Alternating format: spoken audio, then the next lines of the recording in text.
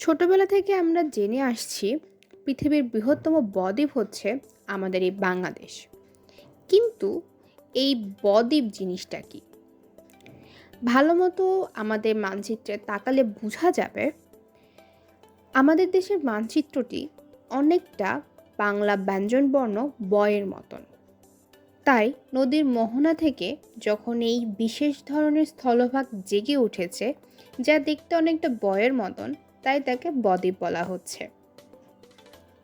বরফে ঢাকা হিমালয় পর্বতমালা থেকে পদ্মা, মেঘনা, ব্রহ্মপুত্রের মতো নদীগুলো যখন তীব্র গতিতে নিচের দিকে নেমে যায়, তখন তারা পাহাড় কেটে নিজেদের সাথে করে নিয়ে আসে বালি, কাদা আর পলিমাটি। হাজার মাইল পথ পাড়ি দিয়ে নদীগুলো যখন সমভূমি দিয়ে সমুদ্রের কাছাকাছি পৌঁছায়, অলৌকিকভাবেই তাদের স্রোতটা কিছুটা কমে যায়। নদী তখন ক্লান্ত হয়ে যায়, গতি যায় কমে।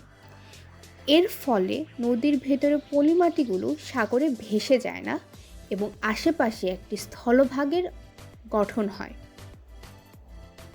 বছরের পর বছর সমুদ্রের মুখে জমতে জমতে ছোট ছোট দ্বীপ বা চর আকারের তা গড়ে ওঠে।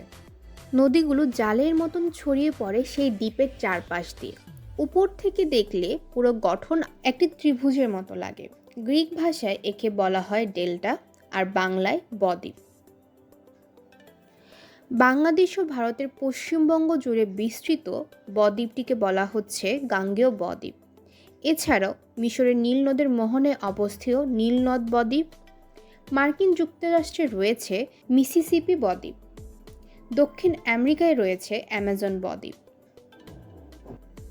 এর মধ্যে বাংলাদেশ হচ্ছে পৃথিবীর বৃহত্তম বদ্বীপ। বদ্বীপ অঞ্চলের মাটি হয় প্রচুর উর্বর। ভিডিওটি কেমন লাগলো কমেন্টে জানান।